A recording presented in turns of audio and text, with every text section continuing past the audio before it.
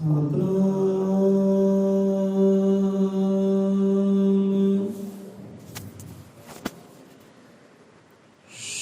ਵਾਲਮੀਕ ਸਾਹਿਬ ਜੀ।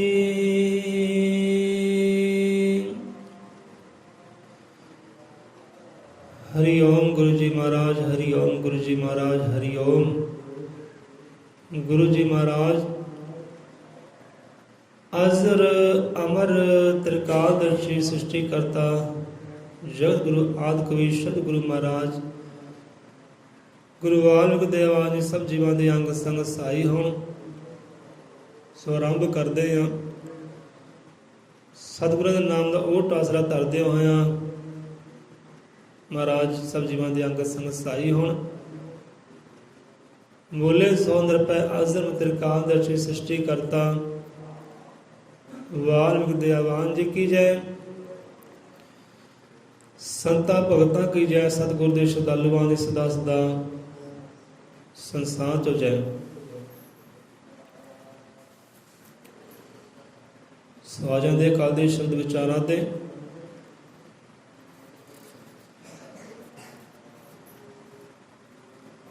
ਕਾਲ ਦੇ ਵਿਚਾਰ ਆਪਾਂ ਆਰਤੀ ਦੇ ਸ਼ਬਦਾਂ ਨਾਲ ਸ਼ੁਰੂ ਕੀਤੀ ਹੈ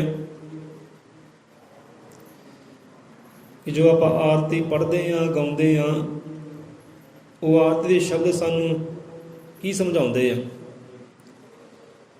ਇਹ ਸ਼ਬਦਾਂ 'ਚ ਬੜਾ ਗਿਆਨ ਛੁਪਿਆ ਹੋਇਆ ਹੈ, ਉਸ ਵਿਚਾਰ ਦੇ ਨਾਲ ਕੱਢਣ ਦੀ ਕੋਸ਼ਿਸ਼ ਕਰਦੇ ਹਾਂ ਜਿੰਨੀ ਕਿ ਦਾਤਾ ਨੇ ਮੱਤ ਬਖਸ਼ੀ ਹੈ।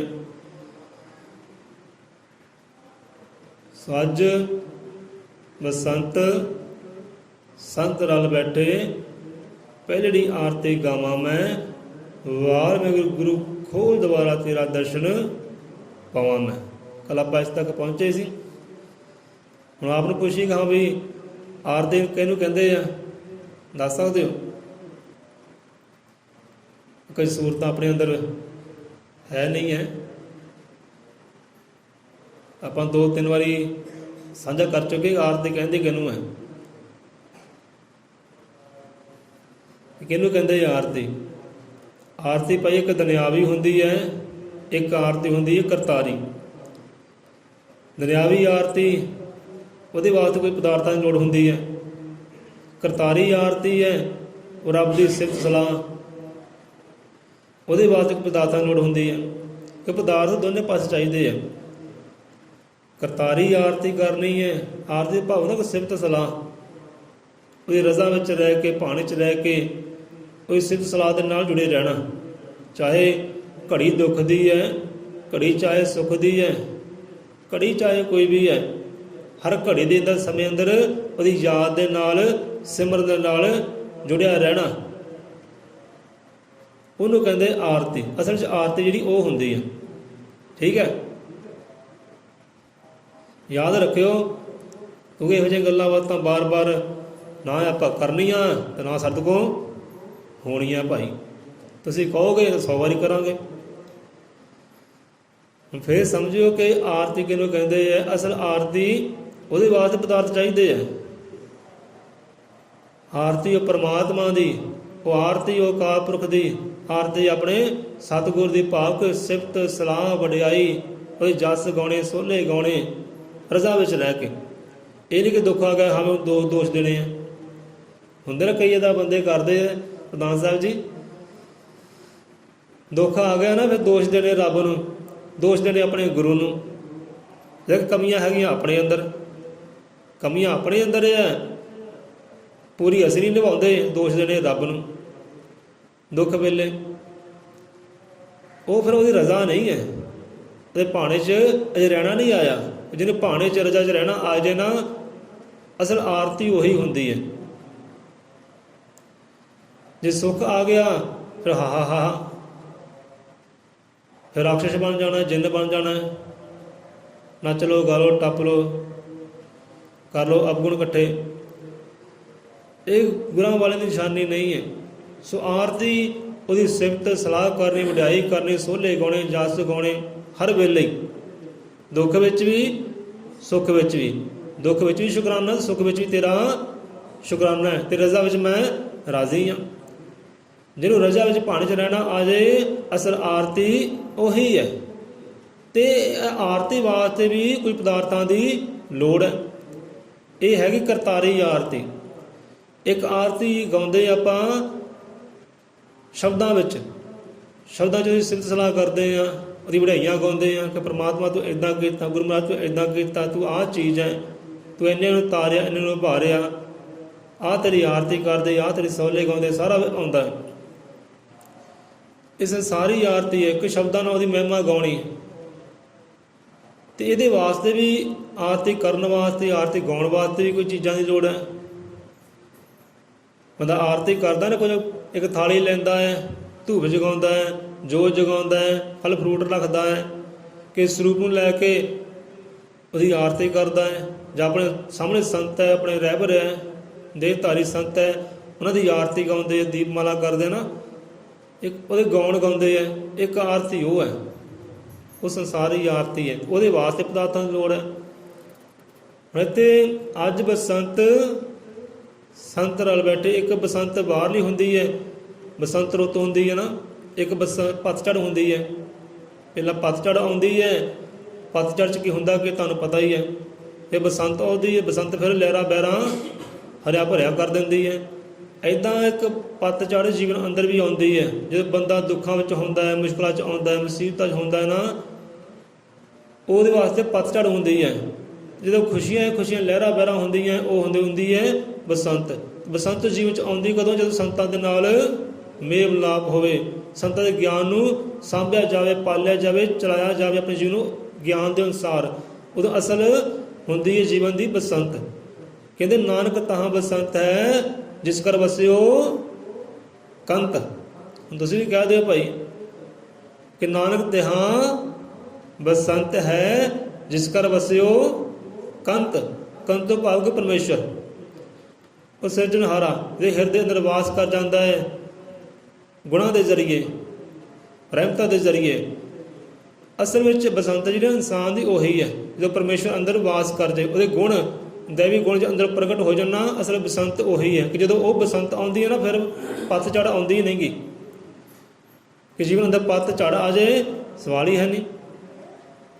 ਬਾਹਰਲੀ ਪਤਝੜ ਆਏਗੀ, ਬਾਹਰਲੀ ਬਸੰਤ ਵੀ ਆਏਗੀ, ਪਰ ਜਿਸ ਹਿਰਦੇ ਅੰਦਰ ਕੰਤ ਪਰਮੇਸ਼ਰ ਵਾਸ ਕਰ ਗਿਆ, ਉੱਥੇ ਫਿਰ ਪਤਝੜ ਨਹੀਂ ਆਉਂਦੀ, ਸਦਾ ਬਸੰਤ ਰਹਿੰਦੀ ਹੈ। ਜਿੱਦਾਂ ਇੱਕ ਬੁੜ ਹੁੰਦਾ ਨਾ, ਪਿੱਪਲ ਹੁੰਦਾ ਹੈ, ਪਿੱਪਲ ਦੀ ਹਰ ਵੇਲੇ ਹੀ ਬਸੰਤ ਹੈ। ਹੋਰਨਾਂ ਰੁੱਖਾਂ ਵਾਸਤੇ ਪਤਝੜ ਆਉਂਦੀ ਹੈ, ਪਰ ਪਿੱਪਲ ਵਾਸਤੇ ਪਤਝੜ ਆਉਂਦੀ ਨਹੀਂ ਹੈ।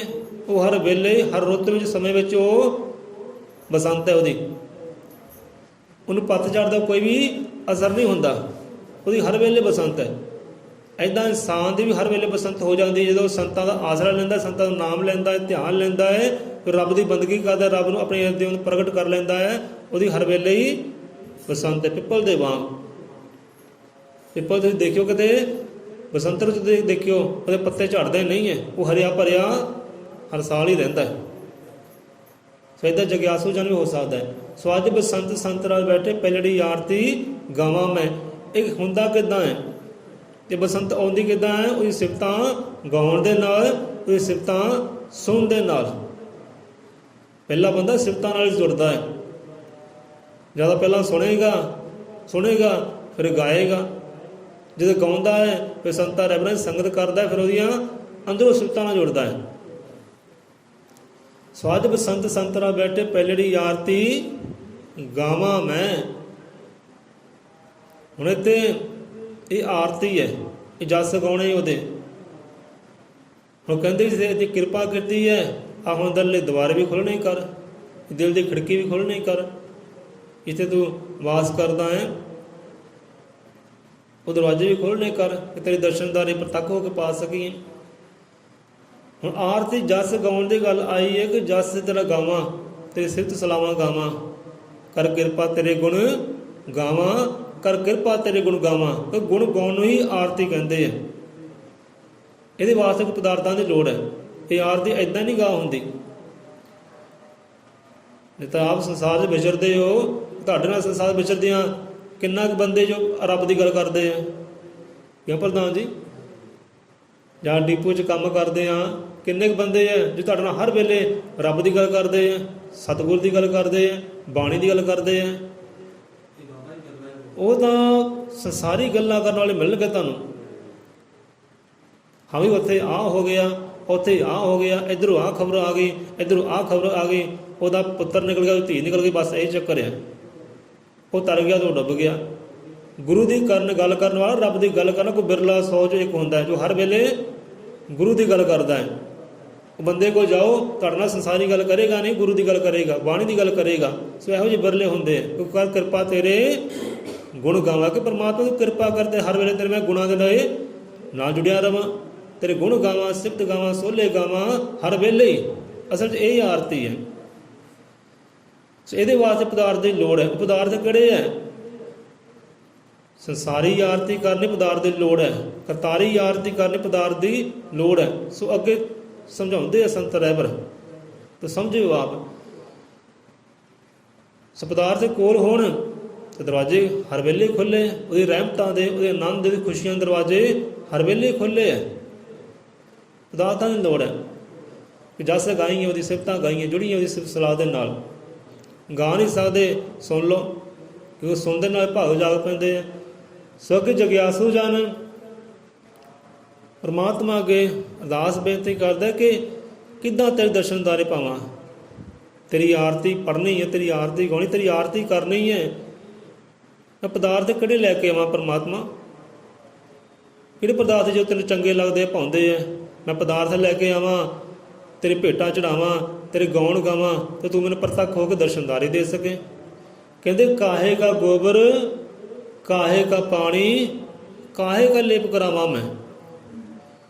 ਕਿ ਪਰਮਾਤਮਾ ਤੈਨੂੰ ਪ੍ਰਸੰਨ ਕਰਨ ਵਾਸਤੇ, ਤੈਨੂੰ ਪ੍ਰਤੱਖ ਹਾਜ਼ਰ ਨਾਜ਼ਰ ਕਰਨ ਵਾਸਤੇ ਕੀ ਮੈਂ ਇਹ ਦੁਆਰੇ ਦੀ ਜਿੱਥੇ ਮੈਂ ਖੜਾ, ਜਿੱਥੇ ਬਰਾਜੇ 'ਤੇ ਬਹਿ ਕੇ ਮੈਂ ਤੇਰੀ ਬੰਦਗੀ ਕਰਦਾ ਹਾਂ, ਕਿ ਦੁਆਰੇ ਦੀ ਮੈਂ ਗੋਬਰ ਦੇ ਨਾਲ ਲੇਪ ਕਰਾਂ? ਫਿਰ ਤੇ ਪ੍ਰਸੰਨ ਹੈ। ਕਾਹੇ ਕਾ ਗੋਬਰ, ਕਾਹੇ ਕਾ ਪਾਣੀ, ਕਾਹੇ ਕਾ ਲੇਪ ਕਰਾਵਾਂ ਮੈਂ। ਕਹਿੰਦੇ ਕਿਹੜਾ ਮੈਂ ਪਾਣੀ ਲੈ ਕੇ ਆਵਾਂ, ਕਿਹੜਾ ਮੈਂ ਗੋਬਰ ਲੈ ਕੇ ਆਵਾਂ, ਕਿਹੜੀ ਚੀਜ਼ ਮੈਂ ਲੇਪ ਕਰਾਵਾਂ? ਕਿ ਚੰਦਨ ਦੀ ਲੇਪ ਕਰਾਵਾਂ ਮੈਂ? ਜਿਹਦਾ ਕਹਿੰਦੇ ਨਾ ਕਿ ਇੱਕ ਸਮਾਜ ਹੈ, ਉਹ ਕਹਿੰਦੇ ਘਰ ਨੂੰ ਸ਼ੁੱਧ ਕਰਨਾ ਨਾ, ਗਊ ਦਾ ਕਹਿੰਦੇ ਗੋਬਰ ਘਰ ਦੇ ਵਿੱਚ ਫੇਰਨਾ ਕਰੋ। ਜਿਹਦਾ ਆਪਾਂ ਪਹਿਲਾਂ ਮਾਈਆਂ ਕਰਦੀਆਂ ਹੁੰਦੀ ਸੀ ਨਾ, ਘਰਾਂ ਵਿੱਚ ਗੋਹਾ ਫੇਰਨਾ, ਕਹਿੰਦੇ ਲੈ ਵੀ ਘਰ ਪਵਿੱਤਰ ਹੋ ਗਿਆ। ਕਿਉਂ ਪ੍ਰਧਾਨ ਜੀ? ਗੋਹਾ ਫੇਰਨ ਨਾਲ ਕਹਿੰਦੇ ਘਰ ਪਵਿੱਤਰ ਹੋ ਗਿਆ। ਚਲੋ ਠੀਕ ਹੈ ਜੀ, ਪਵਿੱਤਰ ਹੋ ਗਿਆ। ਹੁਣ ਇਹੀ ਗੱਲ ਜਗਿਆਸੂ ਜਨ ਕਹਿੰਦਾ ਹੈ। ਹੁਣ ਇੱਥੇ ਨਾ ਖਾਸ ਕਰ ਅੰਮ੍ਰਿਤਸਰ ਦੇ ਵਿੱਚ ਜਾਂ ਹੋਰ ਇਲਾਕਿਆਂ ਵਿੱਚ ਵੀ ਬਹੁਤ ਭੇਦਭਾਵ ਕਰਦੇ ਆ ਬਾਣੀ ਦੇ ਨਾਲ, ਕੌਮੀ ਗ੍ਰੰਥ ਗਿਆਨ ਪ੍ਰਕਾਸ਼ ਦੀ ਬਾਣੀ ਨਾਲ। ਕਹਿੰਦੇ ਆ ਗਲਤ ਗੱਲ ਕੀਤੀ ਹੈ ਸੰਤ ਪੂਰਨਾਥ ਜੀ ਨਾਲ, ਗੱਲ ਨਾ ਗਲਤ ਲਿਆਂਦੀ। ਇਹ ਤਾਂ ਹਿੰਦੂ ਲੋਕ ਕਰਦੇ ਆ, ਇਹ ਹਿੰਦੂ ਲੋਕ ਇੱਦਾਂ ਕਰਦੇ ਆ, ਇਹ ਗੱਲ ਗਲਤ ਹੈ। ਗੁਰੂਆਂ ਦੀ ਮਾਤਾ ਇਸ ਚੀਜ਼ ਦੇ ਖਿਲਾਫ ਰਹੀ ਹੈ, ਇਹ ਗੋਬਰ ਦੇ ਖਿਲਾਫ, ਇਹ ਪਾਣੀ ਦੇ ਖਿਲਾਫ, ਇਹ ਕਰਮ ਕਾਂਡਾਂ ਦੇ ਖਿਲਾਫ ਗੁਰੂ ਦੀ ਮੱਤ ਰਹੀ ਹੈ। ਇਹ ਸੰਤਾਂ ਨੇ ਕੀਤਾ ਕਿ ਇਹ ਗਲਤ ਗੱਲ ਹੈ। ਗੱਲਾਂ ਕਰ ਦਿੱਤੀਆਂ, ਪਰ ਵਿਚਾਰ ਨਹੀਂ ਕੀਤੀ ਵਿੱਚ ਦੀ ਵਿਚਾਰ ਕੀ ਹੈ। ਉਹ ਕਹਿੰਦੇ ਹੇ ਪਰਮਾਤਮਾ, ਹੈ ਰੱਬਾ, ਮੈਂ ਕਿਹੜਾ ਗੋਬਰ ਲੈ ਕੇ ਆਵਾਂ, ਉਹ ਕਿਹੜਾ ਪਾਣੀ ਲੈ ਕੇ ਆਵਾਂ, ਕਿਹੜੇ ਗੋਬਰ ਦਾ ਲੇਪ ਕਰਾਂ, ਕਿ ਚੰਦਨ ਦਾ ਲੇਪ ਕਰਾਵਾਂ ਮੈਂ ਤੈਨੂੰ? ਕਾਹੇ ਕਾ ਗੋਬਰ, ਕਾਹੇ ਕਾ ਪਾਣੀ, ਕਾਹੇ ਕਾ ਲੇਪ ਕਰਾਵਾਂ ਮੈਂ। ਕਿ ਗਊ ਦਾ ਗੋਬਰ ਗੰਗਾ ਜਲ ਪਾਣੀ, ਕਿ ਮੈਂ ਗਊ ਦਾ ਗੋਬਰ ਲੈ ਕੇ ਆਵਾਂ? ਕਹਿੰਦੇ ਗਊ ਦਾ ਗੋਬਰ ਬਹੁਤ ਪਵਿੱਤਰ ਕਹਿੰਦੇ ਹੁੰਦਾ ਹੈ। ਚਲੋ ਠੀਕ ਹੈ, ਜਿਹਨਾਂ ਵਾਸਤੇ ਪਵਿੱਤਰ ਹੁੰਦਾ ਹੋਏਗਾ ਭਾਈ, ਹੁੰਦਾ ਹੋਏਗਾ, ਅਸੀਂ ਕੀ ਲੈਣਾ ਦੇਣਾ ਪ੍ਰਧਾਨ ਜੀ। ਜਿਹਨਾਂ ਵਾਸਤੇ ਪਵਿੱਤਰ ਹੈ ਭਾਈ। ਪਰ ਸਾਨੂੰ ਜੋ ਗੁਰੂ ਮੱਤ ਸਮਝਾਉਂਦੀ ਆਪਾਂ ਉਹ ਚੱਲਣਾ ਹੈ। ਗੁਰੂ ਮੱਤ ਇਹ ਚੀਜ਼ਾਂ ਦੇ ਖਿਲਾਫ ਰਹੀ ਹੈ। ਉਹ ਕਹਿੰਦੇ ਭਾਈ ਆ ਰੁੱਖ ਪੂਜਣ ਯੋਗ ਹੈ, ਇਹਦੇ ਨਾਲ ਦੇਵਤਿਆਂ ਦਾ ਵਾਸ ਹੈ। ਆ ਪਸ਼ੂ ਪੂਜਣ ਯੋਗ ਹੈ, ਇਹ ਮਾਂ ਹੈ, ਆ ਪਿਓ ਹੈ। ਠੀਕ ਹੈ ਭਾਈ, ਪੂਜੋ, ਰਾਜੀ ਰਹੋ। ਪਰ ਗੁਰੂ ਮੱਤ ਸਾਨੂੰ ਇਹ ਆਗਿਆ ਨਹੀਂ ਦਿੰਦੀ। ਕਾਹੇ ਕਾ ਗੋਬਰ, ਕਾਹੇ ਕਾ ਪਾਣੀ, ਕਾਹੇ ਕਾ ਲੇਪ ਕਰਾਵਾਂ ਮੈਂ। ਗਊ ਕਾ ਗੋਬਰ ਗੰਗਾ ਜਲ ਪਾਣੀ, ਚੰਦਨ ਲੇਪ ਕਰਾਵਾਂ ਮੈਂ। ਕਿ ਮੈਂ ਆ ਕਾਰਜ ਕਰਾਂ, ਫਿਰ ਤੇ ਪ੍ਰਸੰਨ ਹੋ ਸਕਦਾ ਹਾਂ, ਮੈਨੂੰ ਪ੍ਰਤੱਖ ਦਰਸ਼ਨਦਾਰੇ ਦੇ ਸਕਦਾ ਕਿ ਮੈਂ ਕਾਰਜ ਕਰਾਂ। ਤੇਰੇ ਵਾਸਤੇ ਗਊ ਦਾ ਗੋਬਰ ਲੈ ਕੇ ਆਵਾਂ ਮੈਂ, ਲੇਪ ਕਰਾਂ ਘਰ ਦੀ, ਵਿਹੜੇ ਦੀ, ਚੰਦਨ ਦੀ ਲੇਪ ਕਰਾਂ, ਮੈਂ ਗੰਗਾ ਜਲ ਲੈ ਕੇ ਆਵਾਂ। ਅਤੇ ਗੰਗਾ ਜਲ ਆਪਣੇ ਥਾਂ ਹੈ। ਕਹਿੰਦੇ ਗੰਗਾ ਦਾ ਜਲ ਅੰਮ੍ਰਿਤ ਹੈ, ਪਰ ਇੱਥੇ ਨਹੀਂ। ਗੁਰੂ ਕੀ ਸਮਝਾਉਂਦੇ ਹੈ ਕਿ ਦੁੱਖ ਭੰਜਨ ਤੇਰਾ ਨਾਮ। ਉਹ ਕਹਿੰਦੇ ਨਹੀਂ, ਗੰਗਾ ਜਲ ਨਹੀਂ, ਤੇਰਾ ਨਾਮ ਹੀ ਅੰਮ੍ਰਿਤ ਹੈ। ਕਹਿੰਦੇ ਅੰਮ੍ਰਿਤ ਨਾਮ ਸਿਮਰ ਲੈ ਤਨ ਮਨ ਹੋਏ ਨਿਹਾਲ। ਕਿ ਅੰਮ੍ਰਿਤ ਨਾਮ ਦੀ ਗੱਲ ਆਈ ਹੈ। ਅੰਮ੍ਰਿਤ ਨਾਮ ਦਾ ਰੱਬ ਦਾ ਨਾਮ ਹੈ ਕਿ ਰੱਬ ਦਾ ਨਾਂ ਜਿਹੜਾ ਉਹ ਜਲ ਹੈ, ਉਹ ਪਾਣੀ ਹੈ, ਜੋ ਤੁਹਾਡਾ ਅੰਤਰ ਹਿਰਦੇ ਨੂੰ ਧੋਣਾ ਕਰਦਾ, ਨਿਖਾਰਨਾ ਕਰਦਾ, ਮਨ ਨੂੰ ਸਵਾਰਨਾ ਕਰਦਾ, ਉਹ ਅੰਮ੍ਰਿਤ ਨਾਮ ਹੈ। ਦੁੱਖ ਭੰਜਨ ਤੇਰਾ ਨਾਮ। ਗੰਗਾ ਜਲ ਹੈ, ਉਹ ਤਾਂ ਬਾਹਰਲੇ ਸਰੀਰ ਵਾਸਤੇ ਹੈ। ਉਹ ਬਾਹਰ ਸਰੀਰ ਦਾ ਕੰਮ, ਸਰੀਰ ਨੂੰ ਨਿਖਾਰੇਗਾ, ਸਵਾਰੇਗਾ, ਪਰ ਪਤਾ ਮਨ ਨੂੰ ਕਦੇ ਉਹ ਨਿਖਾਰ ਨਹੀਂ ਸਕਦਾ, ਸਵਾਰ ਨਹੀਂ ਸਕਦਾ। ਸੋ ਮਨ ਨੂੰ ਨਿਖਾਰੇਗਾ, ਸਵਾਰੇਗਾ ਗੁਰੂ ਦਾ ਸ਼ਬਦ, ਉਹ ਰੱਬ ਦਾ ਅੰਮ੍ਰਿਤ ਨਾਮਾ। ਹੁਣ ਸਤਿਗੁਰ ਕਬੀਰਦਾਸ ਦੇ ਸਾਨੂੰ ਚੇਤੇ ਆ ਰਹੇ ਹੈ, ਪਰ ਸਮਝੋ ਆਪ ਇਸ਼ਾਰੇ ਕਾਫੀ ਹੈ। ਸੋ ਇੱਥੇ ਕਾਹੇ ਕਾ ਗੋਬਰ, ਇਹ ਕਿਹੜੀ ਚੀਜ਼ ਦਾ ਮੈਂ ਗੋਬਰ ਲੈ ਕੇ ਆਵਾਂ, ਕਿਹੜੇ ਪਸ਼ੂ ਦਾ ਗੋਬਰ ਲੈ ਕੇ ਆਵਾਂ, ਇਹ ਬੇੜੀ ਨੂੰ ਲੇਪ ਕਰਾਂ, ਪਵਿੱਤਰ ਕਰਾਂ, ਤੈਨੂੰ ਪ੍ਰਸੰਨ ਕਰਾਂ। ਕਾਹੇ ਕਾ ਗੋਬਰ, ਕਾਹੇ ਕਾ ਪਾਣੀ ਲੈ ਕੇ ਆਵਾਂ, ਕਿ ਮੈਂ ਗਊ ਦਾ ਗੋਬਰ ਲੈ ਕੇ ਆਵਾਂ, ਲੇਪ ਕਰਾਂ ਘਰ ਦੀ, ਇਹ ਵਿਹੜੇ ਦੀ, ਤੂੰ ਪ੍ਰਸੰਨ ਹੋ ਜਾਏ। ਜਿੱਥੇ ਮੈਂ ਤੇਰੀ ਆਰਤੀ ਕਰਨੀ ਹੈ, ਬਹਿ ਕੇ ਤੇਰੀ ਸਮਾਧੀ, ਨਾਮ ਦੀ ਸਮਾਧੀ ਲਾਉਣੀ, ਤੈਨੂੰ ਯਾਦ ਕਰਨਾ ਹੈ, ਉਹ ਵਿਹੜੇ ਦੀ ਮੈਂ ਸਾਫ ਸਫਾਈ ਕਰਾਂ। ਕਾਹੇ ਕਾ ਗੋਬਰ, ਕਾਹੇ ਕਾ ਪਾਣੀ, ਕਾਹੇ ਕਾ ਲੇਪ ਕਰਾਵਾਂ ਮੈਂ, ਗਊ ਕਾ ਗੋਬਰ ਗੰਗਾ ਜਲ ਪਾਣੀ ਚੰਦਨ ਲੇਪ ਕਰਾਵਾਂ ਮੈਂ। ਕਿ ਮੈਂ ਕਾਰਜ ਕਰਾਂ ਕਿ ਤੇਰੀ ਰਹਿਮਤਾਂ ਵਾਲੇ ਦਰਵਾਜ਼ੇ ਖੁੱਲ੍ਹ ਸਕਣ, ਉਹ ਖੁਸ਼ੀਆਂ ਵਾਲੇ ਮੇਰੇ ਵਾਸਤੇ ਦਰਵਾਜ਼ੇ ਖੁੱਲ੍ਹ ਸਕਣ, ਤੇਰੇ ਦਰਸ਼ਨ ਦਾਰੇ ਵਾਲੇ ਮੇਰੇ ਵਾਸਤੇ ਦਰਵਾਜ਼ੇ ਖੁੱਲ੍ਹ ਸਕਣ, ਕਿ ਮੈਂ ਕਰਮਕਾਂਡ ਕਰਾਂ। ਹੁਣ ਅੱਗੇ ਕੀ ਆਵਾਜ਼ ਆਈ ਹੈ, ਇਹ ਤਾਂ ਬਾਹਰਲੀ ਹੈ, ਇਹ ਬਾਹਰਲੀ ਗੱਲ ਹੈ, ਬਾਹਰਲੇ ਕਰਮਕਾਂਡਾਂ ਦੀ ਗੱਲ ਕੀਤੀ ਹੈ ਸੰਤਾਂ ਨੇ, ਕਿ ਸੰਤ ਰਹਿਬਰੇ ਆਗਿਆ ਨਹੀਂ ਦਿੰਦੇ। ਇਹ ਸਵਾਲ ਹੈ ਜਿਹੜਾ ਦੁਨੀਆਦਾਰੀ ਕਰਦੀ ਨਾ, ਕਹਿੰਦੇ ਜਗਿਆ ਸੁਝਾ ਕਹਿੰਦਾ ਮੈਂ ਕਾਰਜ ਕਰਾਂ, ਫਲਾਣਾ ਬੰਦਾ ਇਹ ਕਾਰਜ ਕਰਦਾ ਹੈ, ਕਿ ਮੈਂ ਵੀ ਕਾਰਜ ਕਰਾਂ ਪਰਮਾਤਮਾ, ਕਿ ਇੱਦਾਂ ਤੋਂ ਪ੍ਰਸੰਨ ਹੋ ਜਾਏਗਾ ਤੇ ਦਰਸ਼ਨਦਾਰੇ ਪਾਏ ਜਾ ਸਕਦੇ। ਇੱਦਾਂ ਕੀ ਆਵਾਜ਼ ਆਉਂਦੀ ਹੈ, ਕਹਿੰਦੇ ਧੀਜ ਧੂਫ ਕਪੂਰ ਮਗਾਵਾਂ, ਪ੍ਰੇਮ ਪਤਾਸੇ ਫੂਲ ਚੜਾਵਾਂ, ਚਿੱਤ ਚੇਤਨ ਕਰ ਸੁਗੰਧ ਲਗਾਵਾਂ, ਐਸਾ ਥਾਲ ਸਜਾਵਾਂ ਮੈਂ। ਕਿਉਂਕਿ ਆਰਤੀ ਕਰਨੀ ਹੈ, ਇੱਕ ਥਾਲ ਦੀ ਲੋੜ ਹੈ, ਉਹਦੇ ਵਿੱਚ ਪਦਾਰਥਾਂ ਦੀ ਲੋੜ ਹੈ। ਮੈਂ ਇਹੋ ਜਿਹੀ ਥਾਲੀ ਸਜਾਵਾਂ, ਕਿਹੋ ਜਿਹੀ ਥਾਲੀ ਸਜਾਵਾਂ, ਕਿਹੜੀ ਧੂਫ ਲੈ ਕੇ ਆਵਾਂ, ਕਿਹੜੀ ਅਗਰਬੱਤੀ ਲੈ ਕੇ ਆਵਾਂ। ਸੋ ਇੱਥੇ ਉਹੀ ਪਦਾਰਥਾਂ ਦੀ ਪਹਿਲਾਂ ਗੱਲ ਕੀਤੀ ਹੈ ਸੰਤਾਂ ਨੇ। ਕਹਿੰਦੇ ਧੀਰਜ ਧੂਫ ਕਪੂਰ ਮਗਾਵਾਂ, ਕਹਿੰਦੇ ਤੈਨੂੰ ਆ ਗਊ ਦੇ ਗੋਬਰ ਦੀ ਲੋੜ ਨਹੀਂ ਹੈ, ਗੰਗਾ ਜਲ ਦੀ ਲੋੜ ਨਹੀਂ ਹੈ, ਚੰਦਨ ਦੀ ਲੇਪ ਕਰਨ ਦੀ ਲੋੜ ਨਹੀਂ ਹੈ। ਜਿਹੜੀ ਲੋੜ ਹੈ ਨਾ ਉਹ ਆਹ ਪਦਾਰਥ ਹੈ। ਧੀਰਜ ਧੂਪ ਕਪੂਰ ਮਗਾਵਾਂ, ਕਿ ਆਪਣੇ ਅੰਦਰ ਸਬਰ ਵਾਲੀ ਧੂਪ ਲੈ ਕੇ ਆ। ਇੱਕ ਧੂਫਾਂ ਬਾਹਰ ਜਗਦੀਆਂ ਨਾ, ਇੱਕ ਧੂਫਾਂ ਅੰਦਰ ਵੀ ਜਗਦੀਆਂ। ਜਿਹੜੇ ਨਾਮ ਸਿਮਰਨ ਦੀ ਭਾਈ ਕਮਾਈ ਕਰਦੇ ਆ ਨਾ, ਉਹਨਾਂ ਨੇ ਕਿਤੇ ਪੁੱਛਿਓ ਕਿ ਹਾਂ ਵੀ ਧੂਪਾਂ ਜਗਦੀਆਂ ਕਿ ਨਹੀਂ ਜਗਦੀਆਂ, ਮਹਿਕਾਂ ਅੰਦਰ ਆਉਂਦੀਆਂ ਕਿ ਨਹੀਂ ਆਉਂਦੀਆਂ, ਆਉਂਦੀਆਂ ਭਾਈ। ਅੰਦਰ ਅਗਰਬੱਤੀਆਂ ਦੀਆਂ, ਧੂਪਾਂ ਦੀਆਂ ਮਹਿਕਾਂ ਆਉਂਦੀਆਂ। ਜਿਹੜੇ ਪਹੁੰਚੇ ਨਾ ਉਹ ਸਮਝਦੇ ਆ। ਸੋ ਇਹ ਧੀਰਜ, ਸਬਰ, ਸੰਤੋਖ, ਸਿਦਕ। ਹੁਣ ਕਿਹੜੇ ਬੰਦੇ ਇਹੋ ਜਿਹੇ ਬਾਈ ਸਬਰ ਵਾਲੇ, ਧੀਰਜ ਵਾਲੇ, ਇੱਧਰ ਮੰਗ ਨਾ ਪੂਰੀ ਹੋਵੇ ਦੁਬਾਰੇ ਦੂਜੀ ਹੋ ਜਾਂਦੇ ਆ। ਲੈ ਵੀ ਆ ਗੁਰੂ ਕੋ ਮੰਗ ਰੱਖੀ ਸੀ, ਗੁਰੂ ਨੇ ਮੰਗ ਪੂਰੀ ਨਹੀਂ ਕੀਤੀ, ਸਬਰ ਹੀ ਹੈ ਨਹੀਂ, ਸੰਤੋਖ ਹੀ ਹੈ ਨਹੀਂ। ਉਹ ਥੋੜ੍ਹਾ ਸਬਰ ਤਾਂ ਕਰ। ਜੇ ਨਹੀਂ ਤੈਨੂੰ ਪ੍ਰਾਪਤ ਹੁੰਦੀ ਚੀਜ਼ ਤਾਂ ਠੀਕ ਹੈ, ਭਲੇ ਮੇਰਾ ਭਲਾ ਹੀ ਹੋਏਗਾ। ਮੈਨੂੰ ਉਹ ਚੀਜ਼ ਨਹੀਂ ਪ੍ਰਾਪਤ ਹੋਈ, ਇਹ 'ਚ ਵੀ ਮੇਰਾ ਭਲਾ ਹੈ। ਜੇ ਪ੍ਰਾਪਤ ਹੋ ਗਈ ਹੈ ਤਾਂ ਵੀ ਰਾਜੀ ਹਾਂ, ਨਹੀਂ ਹੋਈ ਤਾਂ ਵੀ ਰਾਜੀ ਹਾਂ। ਪਰ ਧੀਰਜ ਕਿੱਥੋਂ ਲੈ ਕੇ ਆਈ ਹੈ?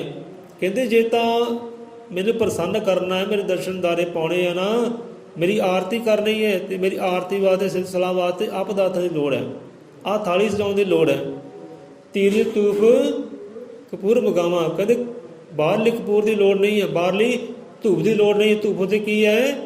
ਇਨਸਾਨ ਦਾ ਆਪਣਾ ਧੀਰਜ, ਸਬਰ, ਸੰਤੋਖ, ਸਿਦਕ,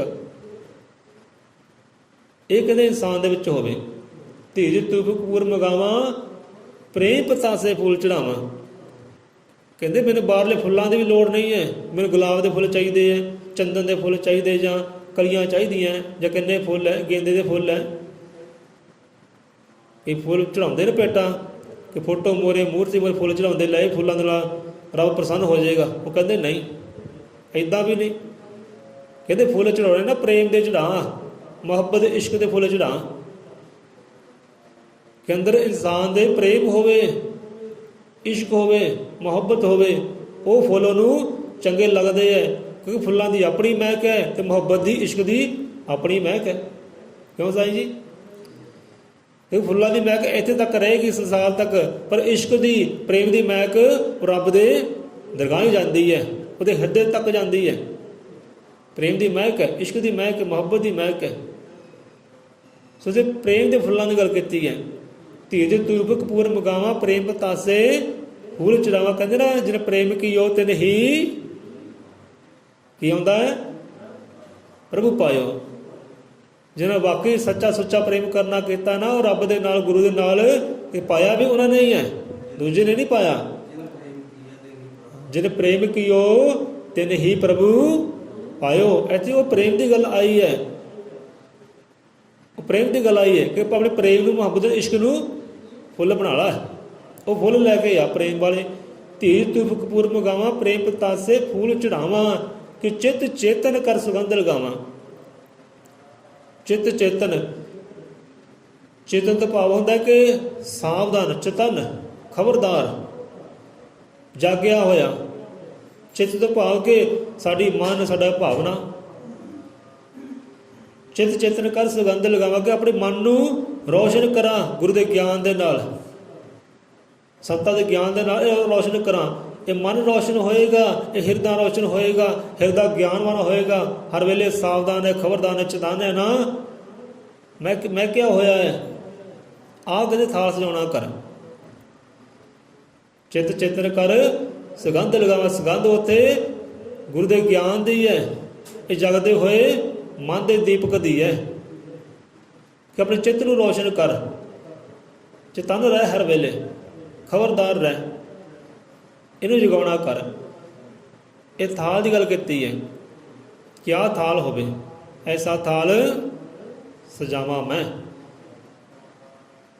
ਧੀਰਜ ਤੂਫ ਕਪੂਰ ਮਗਾਵਾਂ ਪ੍ਰੇਮ ਪਤਾਸੇ ਫੂਲ ਚੜਾਵਾਂ। ਚਿੱਤ ਚੇਤਨ, ਚਿੱਤ ਚੇਤਨ, ਚਿੱਤ ਭਾਵ ਕੇ ਸਾਡਾ ਮਨ। ਚਿੱਤ ਇੱਕ ਮਨ ਦਾ ਹਿੱਸਾ ਹੁੰਦਾ ਹੈ, ਜਿੱਥੇ ਤਸਵੀਰਾਂ ਬਣਦੀਆਂ, ਜਿੱਥੇ ਫਿਲਮਾਂ ਬਣਦੀਆਂ, ਜੇ ਚਿੱਤਰ ਬਣਦੇ ਹੈ, ਉਹ ਮਨ ਦੇ ਹਿੱਸੇ ਦਾ ਤੇਰਾ ਚਿੱਤਰ ਹੋਵੇ, ਤੇਰੀ ਸੂਰਤ ਹੋਵੇ, ਮੂਰਤ ਹੋਵੇ, ਤੇਰੀ ਫਿਲਮ ਚੱਲਦੀ ਹੋਵੇ, ਉਹ ਯਾਗਰ ਹੋਵੇ, ਕਹਿੰਦੇ ਉਹ ਰੋਸ਼ਨ ਹੋਵੇ। ਚਿੱਤ ਚੇਤਨ ਕਰ ਸੁਗੰਧ ਲਗਾਵਾਂ, ਕੈਸਾ ਥਾਲ ਸਜਾਵਾਂ ਮੈਂ, ਵਾਲਮੀਕ ਗੁਰੂ ਖੋਲ ਦੁਬਾਰਾ ਤੇਰਾ ਦਰਸ਼ਨ ਪਾਵਾਂ ਮੈਂ। ਇਹੋ ਜਿਹੀ ਕਿਰਪਾ ਕਰ।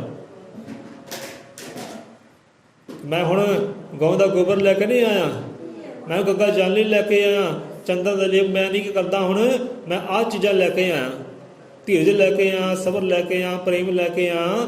ਇਹ ਮਨ ਨੂੰ ਉਜਾਗਰ ਕਰਕੇ ਆਇਆ, ਹੁਣ ਮਨ ਨੂੰ ਪ੍ਰਕਾਸ਼ਵਾਨ ਰੋਸ਼ਨ ਕਰਕੇ ਆਇਆ।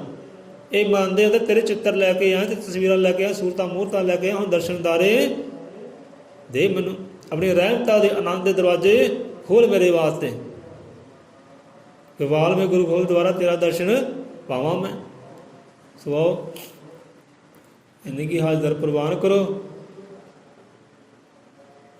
ਸੋ ਕੱਲ੍ਹ ਦੇ ਸ਼ਬਦ ਇਹ ਸਾਂਝੇ ਕਰ ਲਾਂਗੇ, ਜੋ ਅੱਗੇ ਸ਼ਬਦ ਆਉਂਦੇ ਹੈ ਕਿ ਸਗਲੀ ਤਾਲ ਆਰਤੀ ਬਾਤੀ ਮਨ ਕਾ ਦਿਵਕ ਬੁੱਧ ਕੀ ਬਾਤੀ ਪ੍ਰਾਣ ਕਾ ਤੇਲ ਜਨੇ ਦਿਨ ਰਾਤੀ ਗਿਆਨ ਅਗਨ ਚਮਕਾਵਾਂ ਮੈਂ। ਹੁਣ ਥਾਲੀ ਤਾਂ ਸਜਾ ਲਈ ਹੈ। ਪਹਿਲਾ ਸਵਾਲ ਕੀਤਾ ਕਿ ਪਰਮਾਤਮਾ ਮੈਂ ਕਿੱਦਾਂ ਥਾਲੀ ਸਜਾਵਾਂ, ਕੀ ਕੁਝ ਕਰਾਂ, ਕਿਹੜੇ ਕਾਂਡ ਕਰਾਂ। ਫਿਰ ਸਮਝਾਉਣ ਵਾਲਾ ਆਪੇ ਸਮਝਾਉਂਦਾ ਹੈ ਕਿ ਧੂਫ ਲੈ ਕੇ ਆਈ ਧੀਰਜ ਦੀ, ਫੁੱਲ ਲੈ ਕੇ ਆਈ ਪ੍ਰੇਮ ਦੇ, ਤੇ ਚਿੱਤ ਨੂੰ ਇਜਾਗਰ ਕਰਕੇ ਆਈ। ਮਹਿਕਾਂ ਤੇਰੇ ਹਿਰਦੇ ਦੀਆਂ ਆਉਣ, ਤੇਰਾ ਮਨ ਮਹਿਕੇ। ਸੇ ਪਦਾਰਥ ਕਹਿੰਦੇ ਲੈ ਕੇ ਆ, ਇਹ ਥਾਲੀ ਸਜਾਉਣੀ ਕਰ। ਇਹੋ ਥਾਲੀ ਸਜਾਉਣੀ ਕੀਤੀ ਹੈ। ਅਜੇ ਥਾਲੀ ਦੀ ਅੱਗੇ ਗੱਲਬਾਤ ਹੈ। ਸਗਲੀ ਥਾਲ ਆਰਤੀ ਬਾਤੀ ਸੋ ਕੱਲ੍ਹ ਸਾਂਝੇ ਕਰ ਲਾਂਗੇ। ਸੋ ਇੱਦਾਂ ਹੀ ਹਾਜ਼ਰੀ ਆਪ ਨਿਭਾਇਓ, ਅਸੀਂ ਆਪਣੀ ਹਾਜ਼ਰੀ ਨਿਭਾਵਾਂਗੇ ਭਾਈ। ਕਿਉਂਕਿ ਸ਼ਬਦ ਪੜ੍ਹ ਲੈਣੇ ਗੱਲ ਹੋਰ ਹੈ, ਵਿਚਾਰ ਕਰਨੀ ਗੱਲ ਹੋਰ ਹੈ। ਜੇ ਵਿਚਾਰ ਕਰਦੇ ਆ ਉਹ ਅੰਦਰ ਘਰ ਕਰਦੇ ਆ, ਸਾਨੂੰ ਗਿਆਨ ਦਿੰਦੇ ਆ, ਸਿੱਖਿਆ ਦਿੰਦੇ ਆ, ਮੱਤ ਦਿੰਦੇ ਆ। ਉਸ ਗਿਆਨ ਅਨੁਸਾਰ ਚੱਲਿਆ ਜਾਵੇ, ਫਿਰ ਆਨੰਦ ਹੀ ਆਨੰਦ ਹੈ। ਹਰ ਵੇਲੇ ਦਰਵਾਜ਼ੇ ਖੁੱਲ੍ਹੇ, ਉਹਦੀ ਰਹਿਮਤ ਸਾਡੇ ਵਾਸਤੇ। ਜੇ ਗਿਆਨ ਨੂੰ ਪਕੜਿਆ ਜਾਵੇ, ਚੱਲਿਆ ਜਾਵੇ ਉੱਦਾਂ, ਤਾਂ ਉਹਦੀ ਰਹਿਮਤ ਦੇ ਦਰਵਾਜ਼ੇ ਹਰ ਵੇਲੇ ਖੁੱਲ੍ਹੇ। ਗਵਾਲ ਵਿੱਚ ਖੋਲ ਦੁਆਰਾ ਤੇਰੇ ਦਰਸ਼ਨ ਪਾਵਾਂ ਮੈਂ। ਬੋਲੇ 100 ਰੁਪਏ ਅਜ਼ਮ ਤ੍ਰਿਕਾਲ ਦਰਸ਼ ਸ੍ਰਿਸ਼ਟੀ ਕਰਤਾ ਵਾਲਮੀਕ ਦਇਆਵਾਨ ਜੀ ਕੀ ਹੈ ਸੰਤਾ ਭਗਤਾ ਕੀ ਜੈ। ਸਤਿਗੁਰ ਦੇ ਸ਼ਰਧਾਲੂਆਂ ਸਦਾ ਸਦਾ ਸੰਸਾਰ ਚੋ ਜੈ।